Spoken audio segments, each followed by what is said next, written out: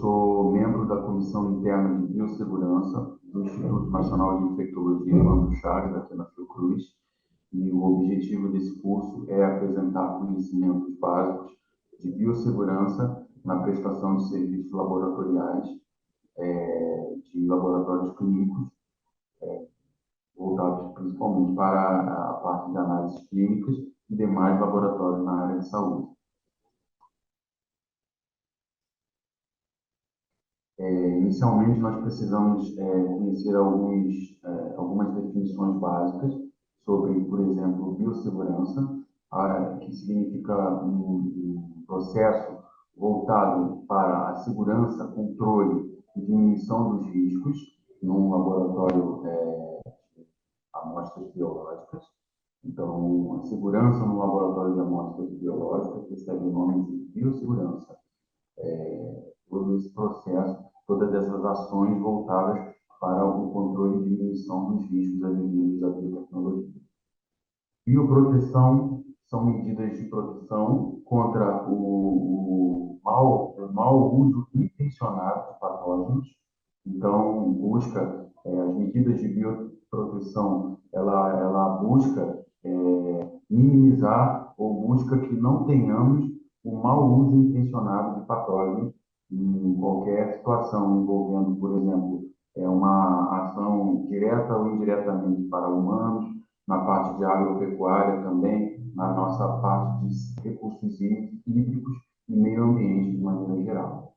Então, essa é a principal diferença entre biossegurança e bioproteção.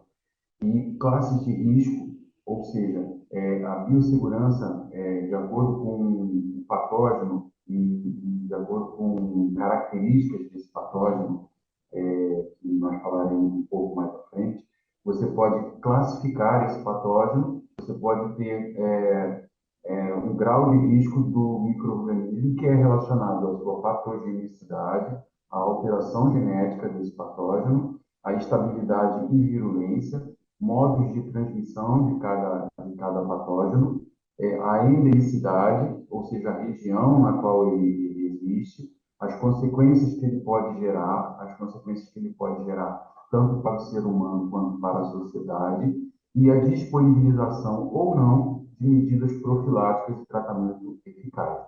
Então, a classe de risco, ela vai classificar cada patógeno de acordo com essas características aí que a gente acabou de falar. Então, biossegurança, a definição de biossegurança é que é o conjunto de ações voltadas para a prevenção, minimização, ou seja, diminuição ao máximo, eliminação de riscos inerentes às atividades de pesquisa, produção, ensino, desenvolvimento tecnológico e prestação de serviços. Estes riscos, eles são riscos que são mensurados e são tratados de maneira a diminuí-los, né? E porque existe a biossegurança e essa busca incessante pela minimização dos riscos? Porque eles podem comprometer a saúde do homem, dos animais, do meio ambiente e, principalmente, também a qualidade, a segurança dos envolvidos e a qualidade também dos serviços prestados. Um breve histórico aqui da evolução da biossegurança. Em 74, foi publicado nos Estados Unidos um folheto sobre a classificação dos agentes, as primeiras classificações dos agentes etiológicos de acordo com o seu grau de risco, que virou referência em 74. E aí, na década de 80, começou a se publicar artigos, a se publicar para os trabalhadores da área de saúde documentos envolvendo precauções universais para todos os trabalhadores da área de saúde. No Brasil, em 95, nós tivemos a criação da Lei de Biossegurança, abordando principalmente a parte de engenharia genética, requisitos para manejo de OGM, organismos geneticamente modificados, e transgênicos.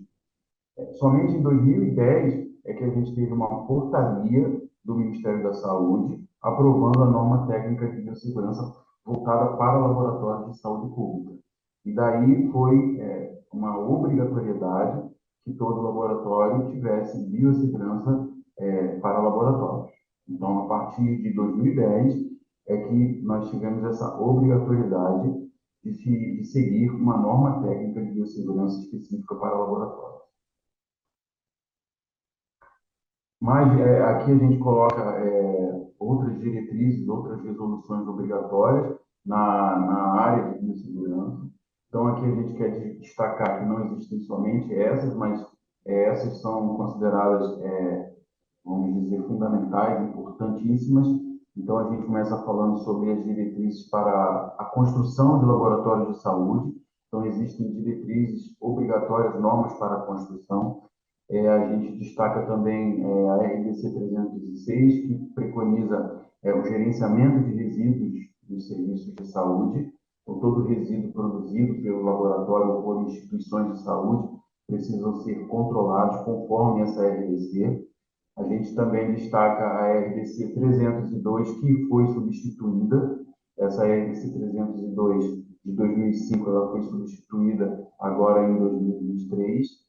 Nós temos a substituição da RDC 302, mas com o mesmo objetivo, que é dispor sobre regulamentos técnicos para o funcionamento dos laboratórios. A gente também destaca aqui a RDC 358, que fala sobre a disposição de resíduos também e dá outras providências. A gente também tem aqui um manual de biossegurança em laboratórios biomédicos de 2006. A gente fala da portaria 3.204 de 2010, a norma ANR 32, que é uma ANR comum para qualquer serviço de saúde. Então, é uma ANR que fala de segurança e saúde no trabalho em serviços de saúde. E, por fim, aqui a gente fala da Lei 11.105, de 2005, que fala sobre normas e fiscalização de atividades envolvendo o OGM. E cria também o Conselho Nacional de Biossegurança. Reestrutura a Comissão Técnica Nacional de Biossegurança e fala também sobre a Política Nacional de Biossegurança. Então, essa norma de 24 de março de 2005, vocês podem observar que ela organiza toda a gestão de biossegurança para a área de saúde.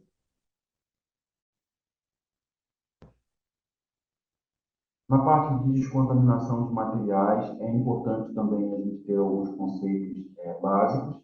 Então, é importante que a gente entenda as diferenças entre limpeza, desinfecção, esterilização, descontaminação e antisepsia. A limpeza é um processo onde nós removemos materiais estranhos, matéria orgânica que pode facilitar o crescimento de micro-organismos.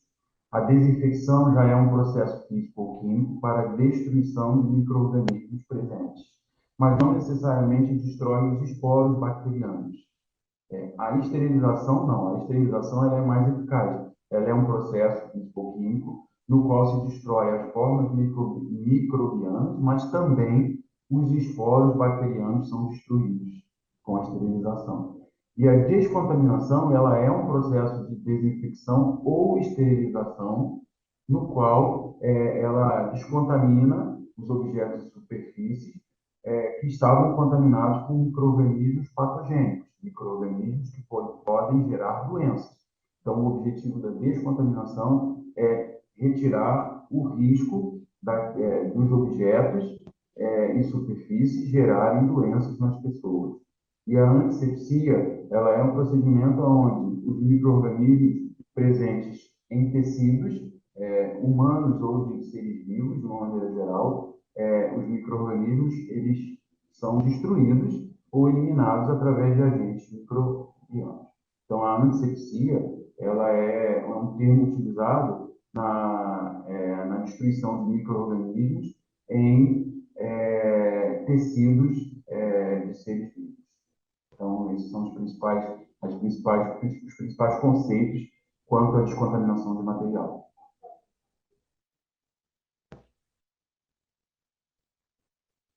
Vamos falar rapidamente de cada um. Limpeza e descontaminação. Todo resíduo líquido ou sólido contaminado ele deve ser descontaminado antes do descarte do resíduo.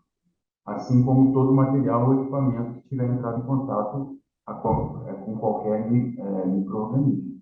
Ou seja, todo resíduo, todo material que gere risco para fora do laboratório ou para fora do centro hospitalar, ele deve ser descontaminado.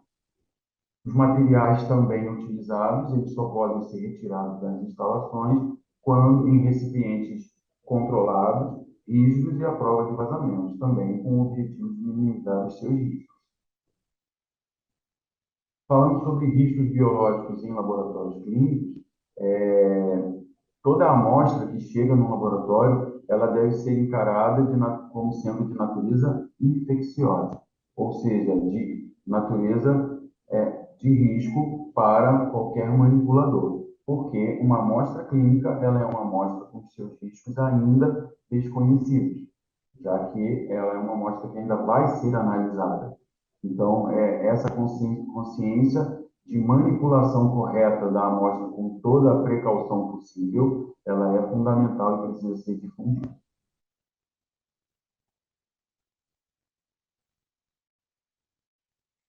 Sobre nível de biossegurança, quais são os níveis de biossegurança? A gente tem quatro níveis de biossegurança: o NB1, NB2, o NB3 e o NB4.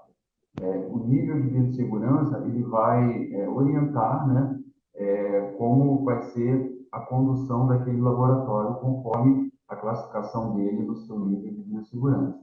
Então, é uma combinação, ele vai ele vai gerar uma combinação de práticas e técnicas de laboratório associadas a equipamentos de segurança, instalações corretas laboratoriais para assegurar um risco mínimo ao operador, à comunidade e ao meio ambiente. Os agentes biológicos, eles apresentam um risco real e potencial para o homem e meio ambiente. A gente chama isso de patogenia, a sua patogenicidade do micro-organismo ali manipulado. Então, esses agentes biológicos, eles são divididos em quatro grandes grupos, de acordo com a patogenicidade do micro-organismo, a virulência dele, ou seja, o quanto ele pode ser transmitido, a endemicidade, qual região ele pode se propagar mais facilmente, de acordo com as condições do meio ambiente, e a existência ou não de um tratamento profilático, a existência ou não de um remédio, de um medicamento para esse micro-organismo. Baseado nesses cinco critérios, é que ele vai ser definido por qual a sua classe de risco. Os micro-organismos eles são classificados por classe, que pode ser risco 1, risco 2, risco 3 e risco 4. Risco 1 são os que possuem baixo risco e os micro-organismos, eles geralmente causam doença para nunca causaram doença para o homem. Então, são micro-organismos, inclusive, utilizados até mesmo na área de alimentos para o homem, o exemplo do Bacillus cereus e outros micro-organismos até existentes na flora bacteriana do próprio ser vivo. Então, os micro-organismos de risco 1, eles não são descritos como agentes causadores de doenças. Já os de risco 2, eles mostram um risco moderado para o indivíduo e um risco coletivo limitado, ou seja, por sua baixa virulência, eles normalmente causam um risco coletivo limitado, mas eles têm um risco moderado para o indivíduo. Como exemplo, o Schistossoma mansoni e demais vermes, eles são classificados como risco 2. Eles têm um risco individual moderado, mas tem pouca probabilidade de alto risco para o profissional manipulante. O risco 3, os micro-organismos de risco 3 já possuem um risco individual elevado e um risco coletivo baixo, mas podem causar enfermidades graves também aos profissionais de laboratório, como, por exemplo, o Mycobacterium tuberculosis, bem conhecido causador da tuberculose. E o de risco 4, ele agrupa agentes que causam doenças graves para o homem, representam um sério risco tanto para o indivíduo quanto para o profissional do laboratório, quanto também para a sociedade de uma maneira geral. Um exemplo, o vírus do Ebola.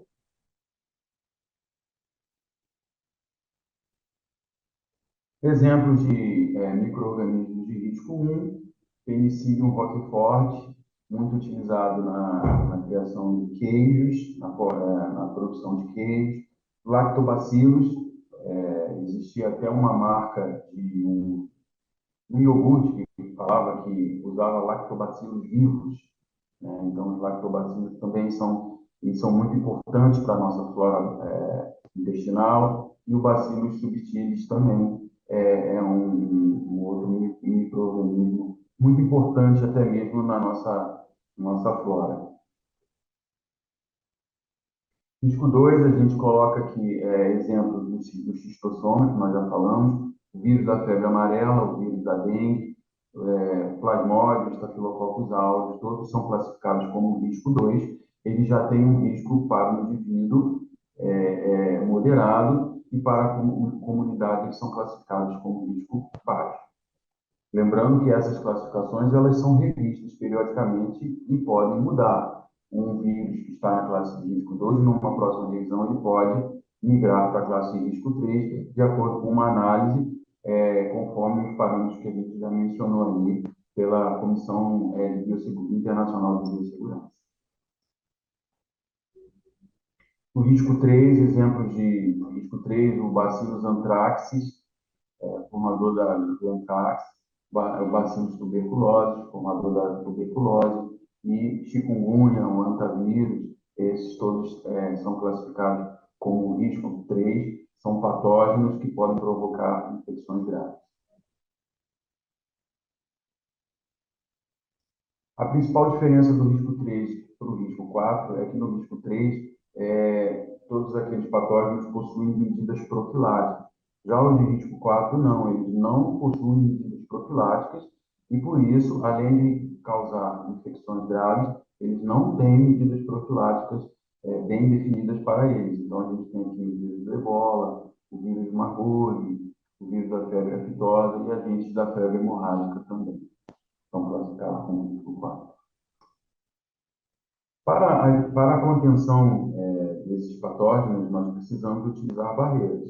Barreiras de contenção, barreiras físicas secundárias na construção dos laboratórios, por exemplo, o desenho e a organização dele, e as barreiras físicas primárias, quer dizer, as primeiras que vão trabalhar na contenção do risco daqueles agentes biológicos. Exemplos, as cabines de segurança biológica, as cabines de biossegurança e equipamentos de proteção de maneira geral, os EPIs que são fornecidos que devem ser fornecidos pelo contratante, e os equipamentos de proteção coletiva.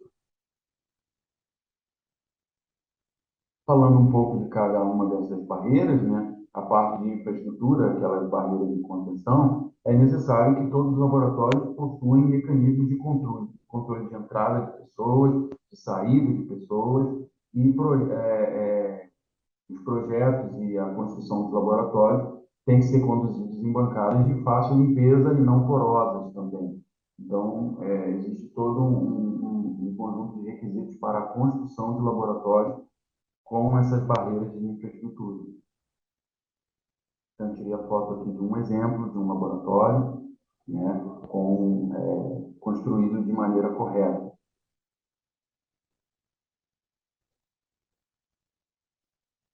Continuando ainda na parte de infraestrutura, todo laboratório precisa ter pia para lavagem de mãos, equipamentos de proteção individual segregados individualmente, equipamentos de proteção coletiva, precisa existir para a minimização da exposição do trabalhador. A superfície das bancadas precisa ser impermeável à água, resistente a ácidos ou demais solventes. Deve haver um espaço entre as bancadas, a fim de minimizar riscos.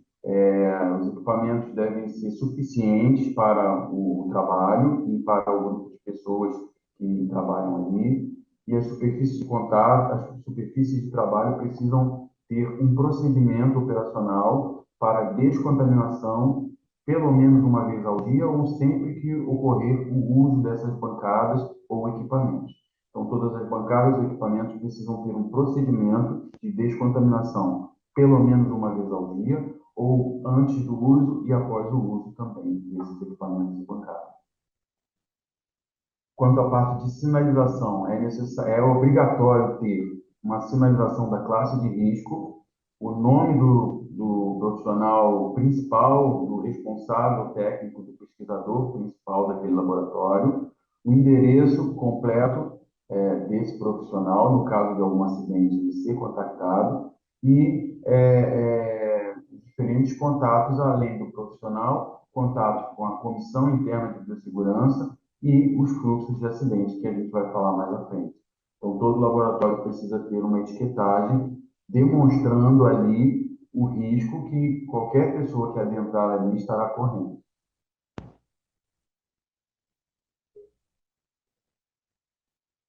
É muito importante frisar que é proibido comer, beber, fumar ou usar qualquer tipo de adereço dentro de um laboratório. Então, esses avisos precisam estar contidos tanto na porta de entrada do laboratório quanto internamente dentro do laboratório também, com o objetivo de sinalizar para as pessoas que aquele ambiente ali precisa ser um ambiente controlado, fortemente controlado. Falando sobre barreiras primárias, a gente tem as cabines de segurança biológica, que podem ser de classe 1 e classe 2, de acordo com a necessidade de utilização no laboratório. Então, as superfícies dessas cabines, elas precisam ser descontaminadas sempre ao terminar a atividade, para evitar que um próximo trabalhador, quando utilizar, não tenha a chamada contaminação cruzada, de acordo com a sua utilização e a utilização do trabalhador que pode estar utilizando um outro material, pode estar tendo contato ali com outros micro-organismos. Então, essa descontaminação no término das atividades dentro da cabine ou dentro de qualquer outro equipamento, ela é obrigatória após no término das atividades. As cabines MD2, você deve sempre utilizar cabines classe 1 ou classe 2, e isso vai ser orientado de acordo com o risco do laboratório. Então, o chefe do laboratório, ele conhece os riscos e ele está apto a saber ali qual a cabine correta a ser utilizada, e ele deve treinar a sua equipe em manuseio e limpeza e descontaminação dessa cabine. Então, as principais diferenças entre a cabine classe 1 e a cabine classe 2, voltando aqui para o slide anterior, a cabine classe 1 você tem a entrada de ar de fora e um sistema de exaustão simples para cima.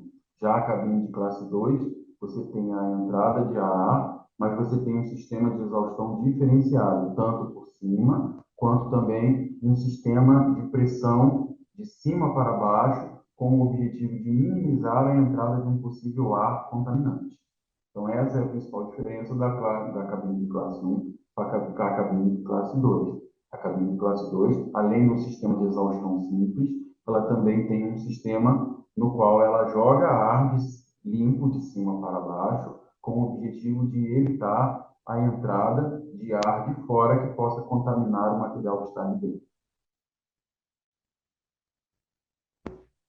Falando sobre os equipamentos de proteção, eles podem ser EPIs ou EPCs. Equipamentos de proteção individual são jalecos, luvas, óculos de proteção, máscaras, e ele prevê a distribuição gratuita desses equipamentos.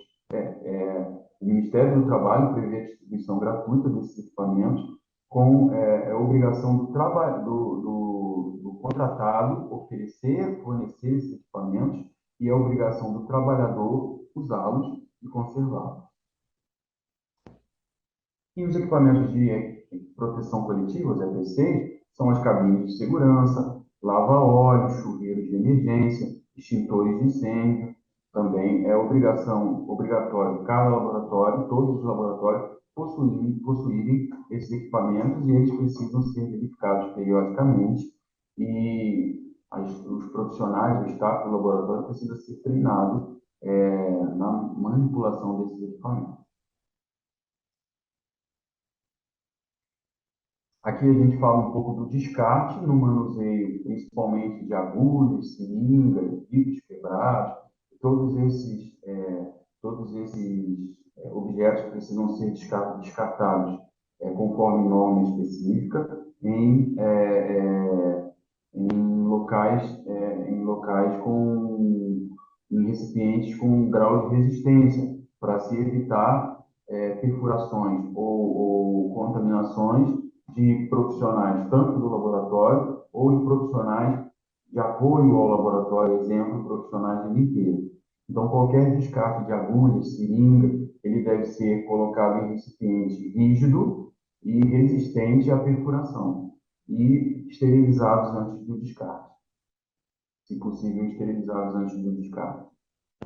Aqui exemplos do descarpaque, que é bastante utilizado, e demais equipamentos necessários você terá disponível no seu laboratório, de acordo com os equipamentos que você usa. É obrigatório todo laboratório clínico ter um manual de biossegurança. Então, nesse manual, é obrigatório ter um manual e as pessoas serem treinadas no manual.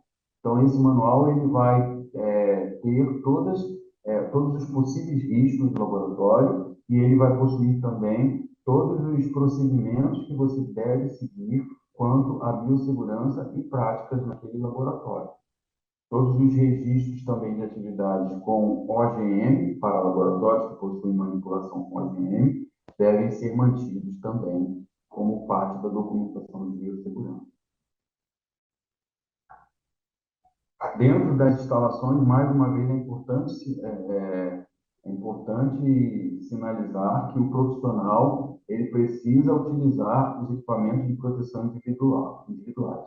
Então, antes de entrar nas instalações, você precisa utilizar jalecos, luvas, gorros, máscaras, óculos de proteção, protetores para o pé e demais equipamentos de proteção. E lembrar também que, ao sair da unidade, eles precisam ser retirados, porque eles podem estar contaminados. Então, eles precisam ser retirados e descartados em local específico. Quando você, no mesmo laboratório, tiver trabalho com OGM, organismos geneticamente modificados, e não OGMs, você precisa seguir todas as orientações que são obrigatórias para a manipulação de OGMs. Então, todos os procedimentos de biossegurança para OGMs precisarão ser seguidos por todo o laboratório para a manipulação tanto de organismos geneticamente modificados, quanto para amostras de não OGM também. Sempre num laboratório onde você tenha micro-organismos de diferentes riscos biológicos, as regras de maior risco devem prevalecer. Então, sempre onde você tiver diferentes micro-organismos de diferentes níveis de risco biológico, as regras do maior risco precisam ser seguidas. A parte de vacinação é obrigatório todo o corpo, a equipe técnica ser vacinada e você será orientado de acordo com o risco do seu laboratório, quais as vacinações você precisa ter. Então, a sua carteira de vacinação precisa estar em dia. Aqui é apenas uma apresentação aqui sobre a segurança dos procedimentos, onde nós não podemos nos dar ao luxo de não se preocupar com a quantidade de falhas. Então, nós precisamos estar preocupados com a quantidade de falhas, de acidentes, de erros nos processos. Então, aqui uma charge onde se observa, vamos lá, não podemos errar todos. Então, é uma brigada aqui, uma parte de brigada, onde tem somente uma pessoa sobrando no incêndio e já duas pessoas aqui onde houve um erro, uma falha aqui no procedimento.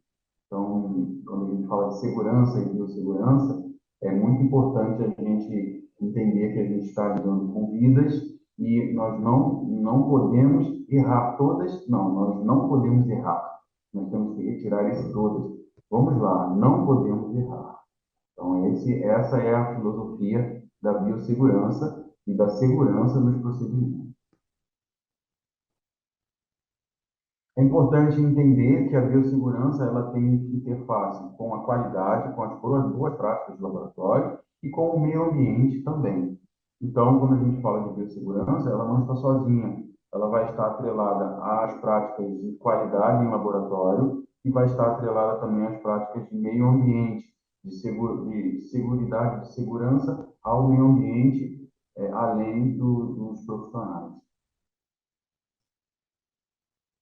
Rapidamente aqui, já indo para a conclusão, falando sobre o que são boas práticas de laboratório.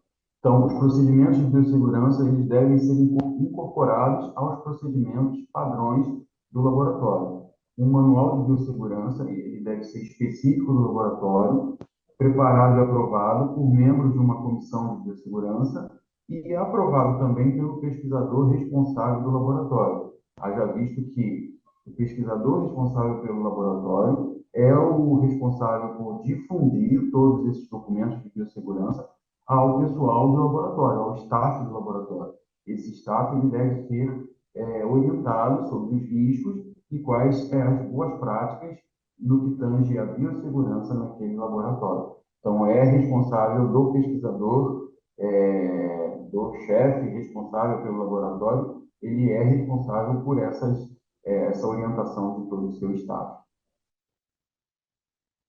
Algumas de boas práticas para serem implementadas no laboratório. O acesso ao laboratório deve ser limitado, nós já falamos disso anteriormente, e restrito.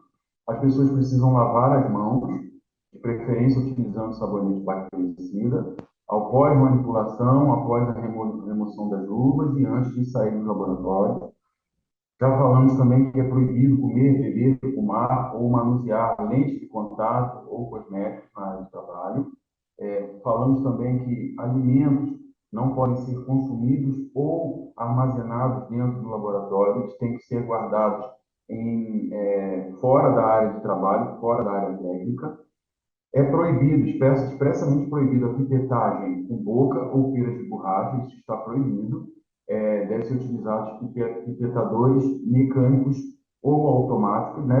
Pipetadores automáticos, que hoje em dia nós temos uma gama imensa de pipetadores com diferentes marcas, já para que se proíba o uso da boca e de pera de borracha.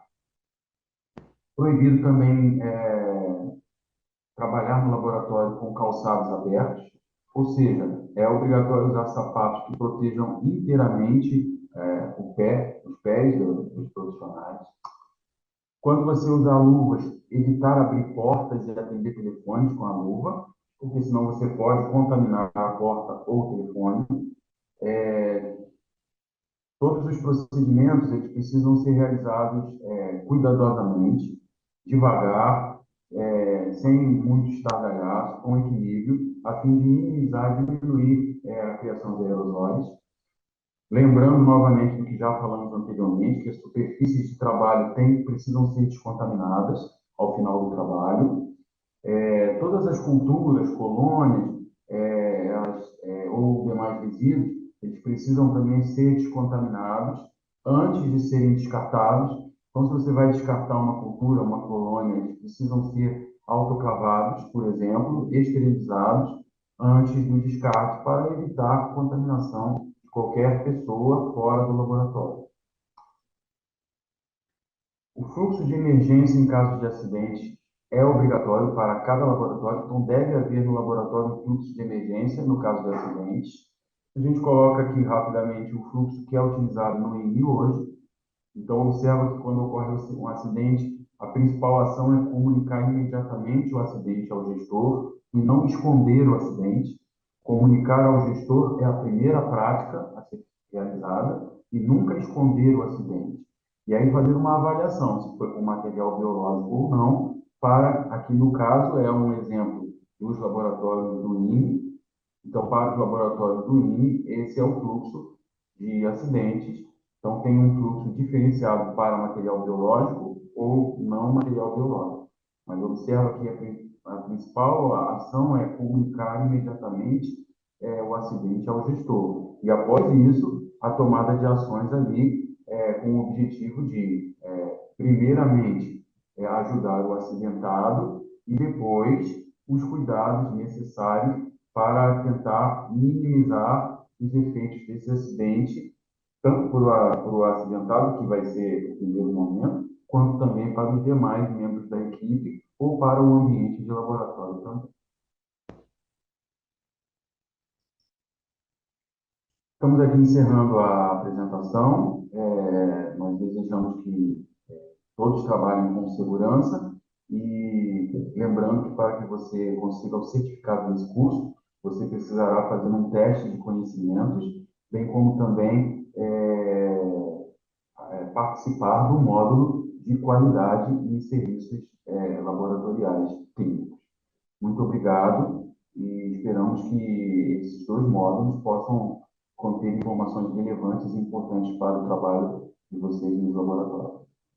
Muito obrigado.